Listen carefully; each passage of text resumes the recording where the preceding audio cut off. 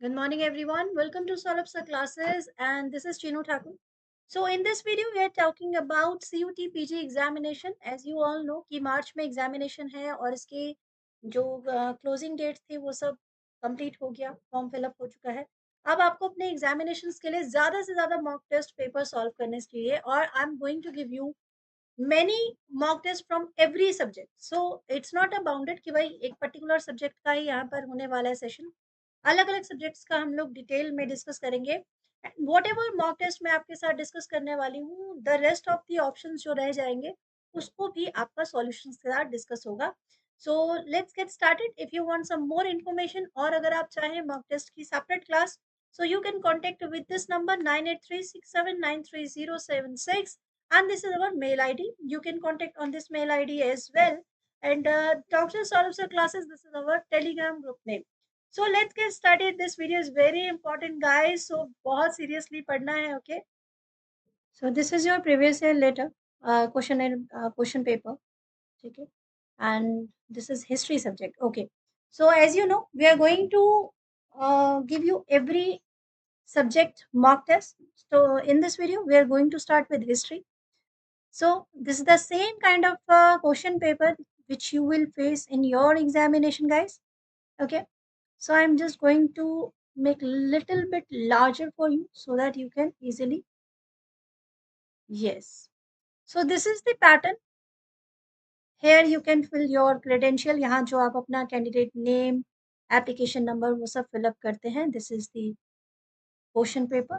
ठीक है, 45 minutes allow रहता है, मैक्सिमम मार्क्स है 200 और क्वेश्चन रहते हैं 50 और आपको आंसर करना होता है 40. चलो अब देखते हैं क्वेश्चंस. तो क्वेश्चन में सबसे पहला क्वेश्चन आपके सामने है, which sufi teacher also known as the Garib Nawaz. सूफी संत आपके जो भारत में आते हैं, ठीक है, उनसे रिलेटेड ये क्वेश्चन है और सूफी संतों पर हमेशा क्वेश्चन बनता है, हमें ध्यान रखना है, इससे रिलेटेड क्वेश्चन आपका आएगा ही आएगा. तो ऑप्शन में आपके पास है शेख निजामुद्दीन औलिया, ख्वाजा मोइनुद्दीन, अमीर खुसरो, शेख कुतुबुद्दीन बख्तियार काकी. तो सूफी टीचर पर अगर बात की जाए तो गरीब नवाज जो है वो मोइनुद्दीन चिश्ती को कहा जाता है. मोइनुद्दीन चिश्ती का जन्म 1143 में हुआ, 1143 में हुआ है और एक पर्शियन इस्लामिक स्कॉलर हैं, काफ़ी फेमस हैं वो. ठीक है, उनके बारे में काफ़ी स्टोरीज आपको मिल जाती हैं आपकी हिस्ट्री में. और 1236 में अजमेर में उनके डेथ हो जाती है, डाइट कर जाते हैं, इसीलिए अजमेर शरीफ दरगाह बनाई गई है. तो गरीब नवाज किसे कहा जाता है? गरीब नवाज है ख्वाजा मोइनुद्दीन, यानी कि ऑप्शन हो जाएगा बी. अब देखिए इसी तरह के क्वेश्चंस आपको थोड़ा सा कहते हैं ना कि भरमा सकते हैं. यहाँ सिर्फ ख्वाजा मोइनुद्दीन दिया है तो हो सकता है आपको कंफ्यूजन हो सकती है. तो बहुत ध्यान से आप अपना क्वेश्चन अटेम्प्ट करेंगे. ठीक है, चलिए नेक्स्ट क्वेश्चन पर आते हैं. Question number 2. Next question is, Lord Jagannath is a form of which God.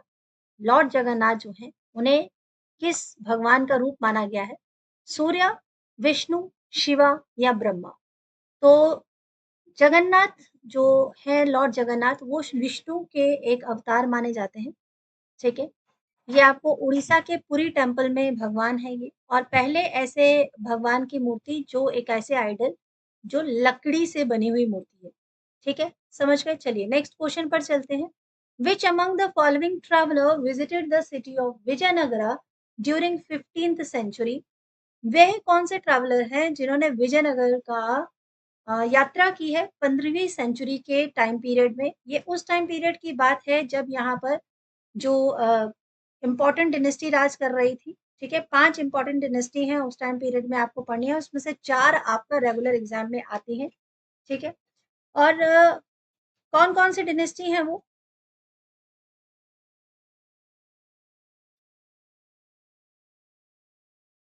सही आंसर इसमें से क्या होगा? सही आंसर इसमें होगा आपका अब्दुल रज़्ज़ाक, 15th सेंचुरी में आए हैं. अपानसी निकेतन, बिल्कुल, ये भी 15th सेंचुरी में आए हैं. और उसके बाद निकोला डी कॉन्टी, ये भी 15. अब आप कहेंगे कि मैम डोमिंगो पे इसका आपने मेंशन नहीं किया. तो ये आए थे आपकी 14th सेंचुरी में, इसीलिए ऑप्शन में ये नहीं होगा. तो बी सी ई आपका सही आंसर हो जाएगा. ठीक है, नेक्स्ट क्वेश्चन पर आते हैं। Madras, Bombay and Calcutta were the anglicised name of dash trading post of dash where the British first set up trading post. Madras, Bombay और कलकत्ता को पहले किस नाम से जाना जाता था जब ब्रिटिशर्स ने पहली बार यहाँ पर ट्रेडिंग पोस्ट बनाए थे? आप जानते हैं कि ब्रिटिशर्स जो हैं 1600 1600 में चार्टर एक्ट लेकर इंडिया में आए थे ट्रेड करने के लिए, एंड 1612 में उन्होंने सूरत में अपना पहला फैक्ट्री स्टेबलाइज्ड कर दिया था। उससे पहले से वो ट्रेड कर रहे थे, बट फैक्ट्री का जो परमिट उनको मिलता है जहांगीर से, तो उसके बाद सूरत से वो अपना स्टार्ट कर देते हैं और उसके बाद धीरे-धीरे हर जगह उनकी ट्रेडिंग पोस्ट होती है। तो मद्रास, बॉम्बे और कलकत्ता को वो किस नाम से पुकारते थे? सिटीज़, विलेज, टाउन या फिर कैपिटल? तो सही आंसर क्या हो जाएगा? सो इसका सही आंसर हो जाएगा ऑप्शन नंबर 2 यानी विलेज। गाँव कहते थे, विलेज कहा जाता था। और मद्रास जो आज की डेट में आप सबके नाम जानते हैं चेंज हो गए हैं। मद्रास यानी now Chennai, Bombay is converted to Mumbai and Calcutta is now Kolkata. So earlier पहले इन्हें विलेजेस कहते थे, एंग्लिसाइज्ड जो नेम थे। So which of the following statement are correct? इनमें से कौन-सा वाक्य सही है? गुरु Arjun compiled Guru Nanak hymns in the आदि ग्रंथ साहिब। पंजाब का जो इतिहास है, यानी कि जो सिख इतिहास है, सिख हिस्ट्री है, उससे रिलेटेड आपके क्वेश्चंस हर एक एग्जाम में आते ही आते हैं। तो I can say this is very very important. Okay, any question can come from the Sikh history. So उसके लिए एक सेपरेट वीडियो है, वो भी आप देख सकते हैं। अदरवाइज ये क्वेश्चन आप ध्यान से समझेंगे तो इसी क्वेश्चन से आपको कई ज़्यादा आंसर्स मिल जाएंगे। तो इसमें से कौन सा जो स्टेटमेंट है वो करेक्ट है कि गुरु अर्जुन देव जी ने क्या गुरु नानक देव जी के हेम्स को गुरु ग्रंथ साहिब में लिखवाया था? या गुरु तेग बहादुर जो हैं वो खालसा पंथ की स्थापना करते हैं? He led the foundation of the Khalsa Panth. Guru Nanak compose the Guru Granth Sahib. Guru Granth Sahib को कंपोज किसने किया था? And Mirabai was a Maratha princess. क्या मीराबाई एक मराठा प्रिंसेस थी? और Mirabai was a Rajput princess. तो आपके सिर्फ 2 ऑप्शन ही सही हैं। तो वो 2 ऑप्शन कौन से हो सकते हैं? पहली बात तो ये, अगर मैं गुरु नानक देव जी से रिलेटेड बात करूँ तो गुरु नानक देव जी पहले सिख गुरु हैं और आदि ग्रंथ साहिब जो है वो उनके टाइम पे नहीं लिखा गया। मतलब वो तो बहुत पहले ही अ, चले गए थे। तो उनके बाद गुरु अर्जन देव जी जो आते हैं, उन्होंने गुरु ग्रंथ साहिब की रचना की है और गुरु नानक देव जी के हैंड्स जो है वो आदि ग्रंथ साहिब में मेंशन करवाए हैं। तो बिल्कुल ये बिल्कुल सही है। ऑप्शन ए तो बिल्कुल सही हो जाता है, तो हम इसे टिक कर देते हैं। ठीक है, बिल्कुल सही है। अब गुरु तेग बहादुर जो हैं वो खालसा पंथ का उन्होंने फाउंडेशन किया? तो नहीं, गुरु तेग बहादुर जी नहीं, गुरु गोविंद सिंह जी जो हैं 10वें गुरु, उन्होंने फाउंडेशन किया है गाल खालसा पंथ का। और गुरु नानक देव जी ने गुरु ग्रंथ साहिब को कंपोज़ किया? तो नहीं, बिल्कुल भी नहीं।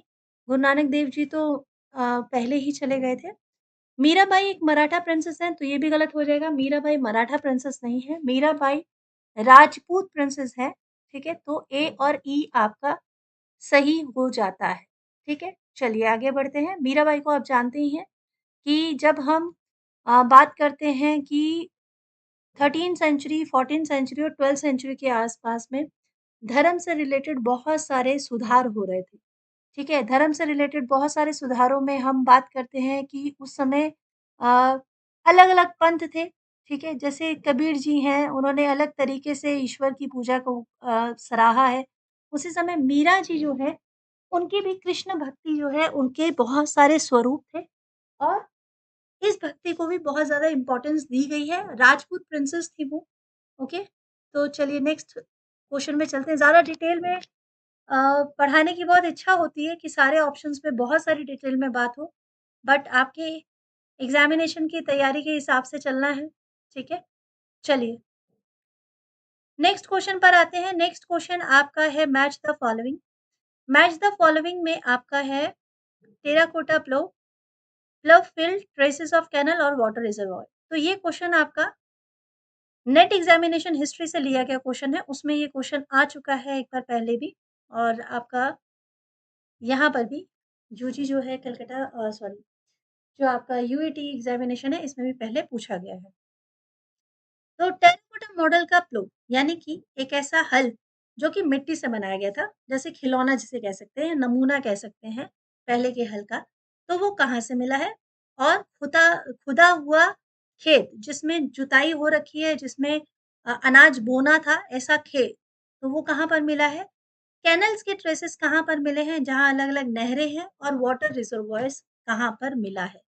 तो आपको एक बहुत अच्छा तरीका बताती हूँ, जिस तरह ये ऐसे क्वेश्चंस कभी आ जाते हैं, तो आप कोई भी अगर एक इम्पोर्टेंट भी आपको लगता है कि हाँ, ये मुझे कन्फर्म्ड है, ये बिल्कुल सही है, तो उससे रिलेटेड आप टिक कर सकते हैं।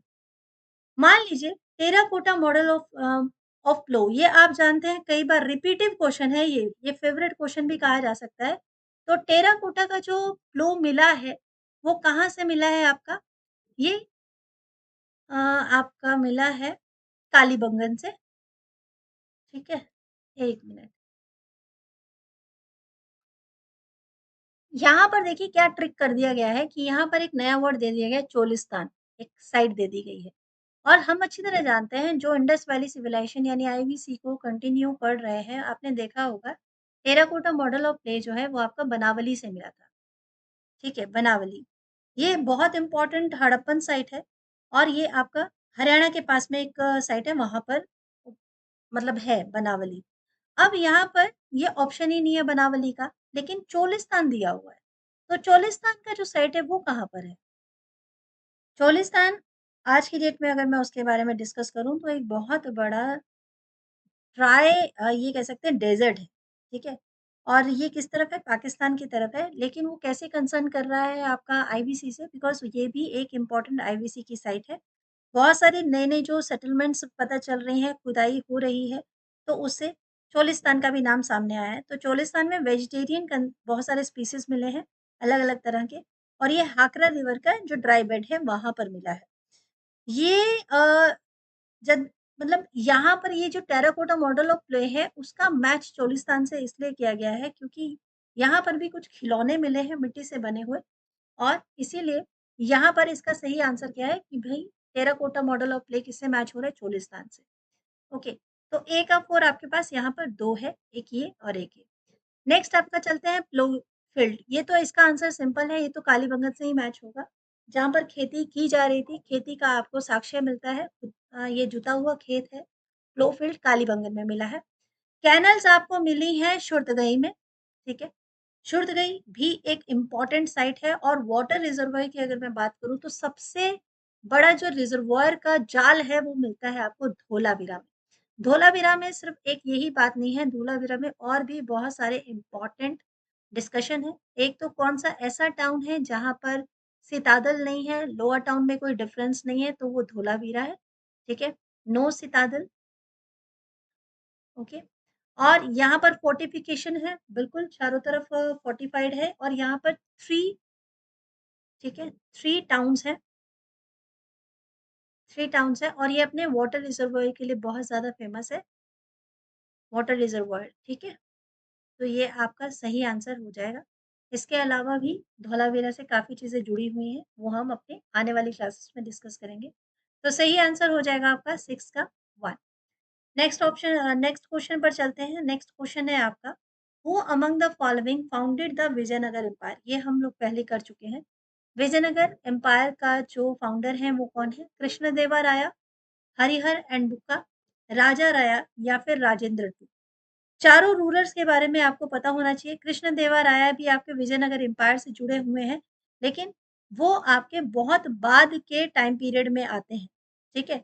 ये आपके बहुत बाद के टाइम पीरियड में आ रहे हैं, बट हरिहर बुक्का जो है, हरिहर और बुक्का, ये दोनों भाई हैं और इन्होंने ही विजयनगर सिटी को फाउंड किया है, बनाया है और ये इम्पोर्टेंट है क्योंकि 13 टाइम पीरियड भी बता सकते हैं, 1336 से लेकर 1355 तक रूल करने वाले ये 2 इम्पोर्टेंट पर्सन हैं जिन्होंने विजयनगर की स्थापना की।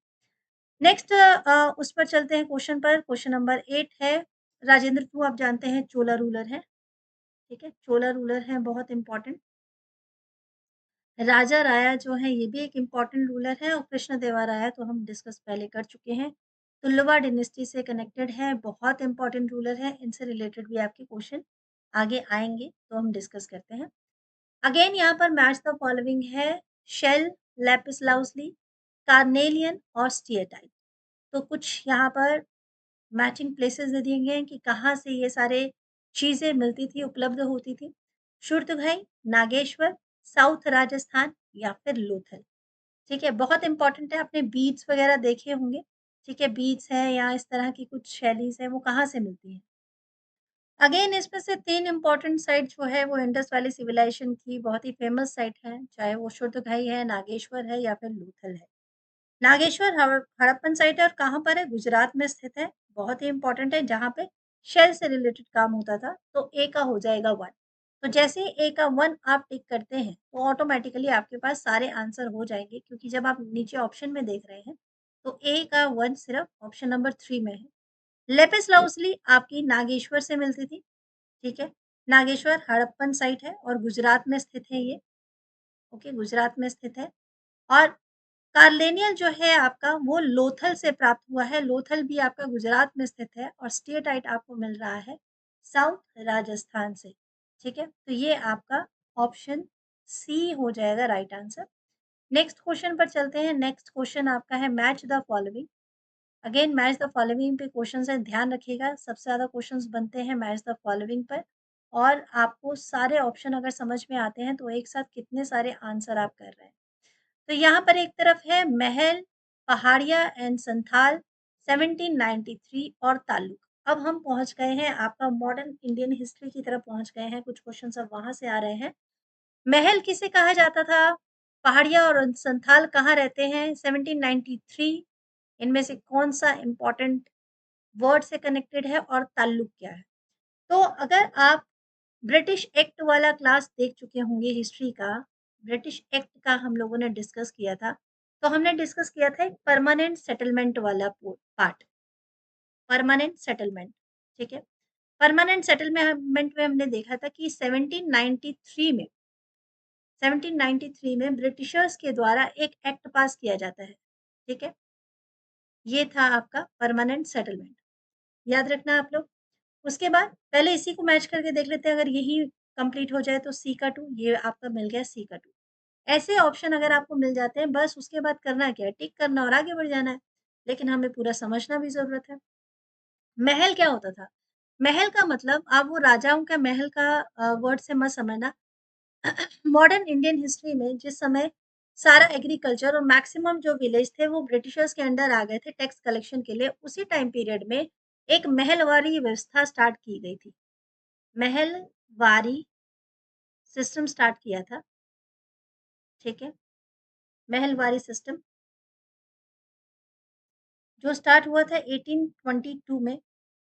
ये सब इम्पोर्टेंट है, जहाँ पे आपको इम्पोर्टेंट होगा वहाँ मैं आपको ज़रूर बताऊंगी कि भाई डेट को आप मेंशन कीजिए। यहाँ पे क्या हुआ था ना कि जो लैंड था उसको डिवाइड कर दिया गया था महल में, लैंड डिवाइडेड इनटू महल। ठीक है, तो पूरा जो ग्रुप ऑफ विलेज था या फिर जिसे स्टेट कह सकते हैं उसे महल पुकारा जाता था।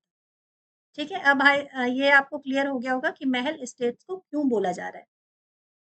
ठीक है, तो आपका ए हो जाएगा डी, यानी कि ए हो जाएगा 4। अब बात करते हैं पहाड़िया और संथाल की। संथाल रिवोल्ट आपने पढ़ा है, बहुत इंपॉर्टेंट रिवोल्ट है। तो वो कहाँ से है, राजमहल की हिल्स एक जगह है, वहां पर थे और वहां पर होता है विद्रोह कर देते हैं, जो कि बहुत ही इंपॉर्टेंट विद्रोह रहता है।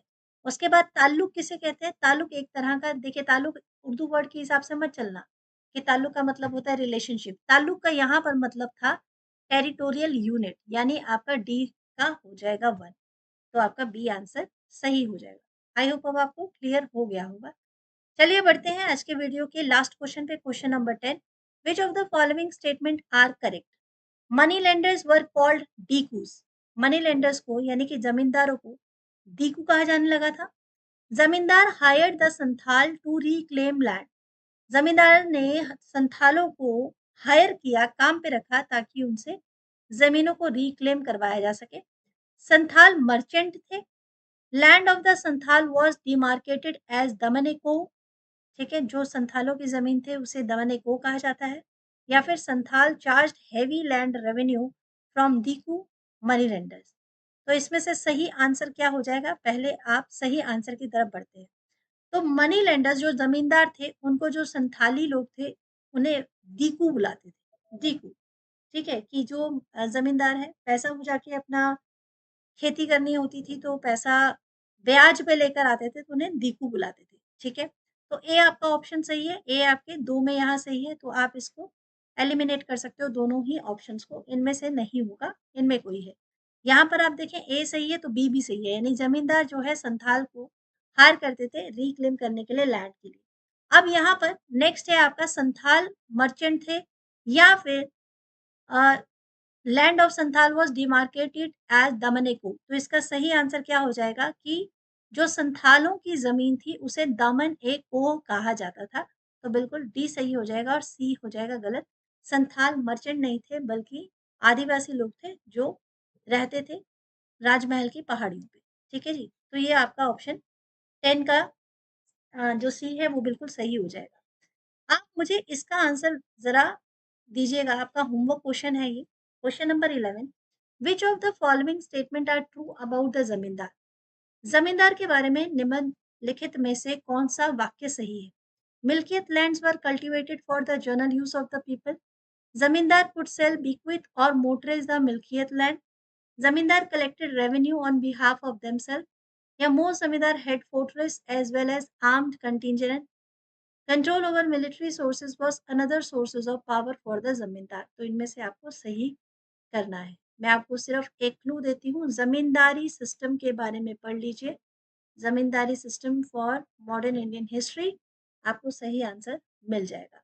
कमेंट सेक्शन में आपके आंसर का मैं वेट करूंगी और उसके बाद डिस्कस करेंगे इसका नेक्स्ट वीडियो। और भी सब्जेक्ट्स हैं सीयूटी पीजी के जिसके बारे में क्लासेस आने वाली हैं।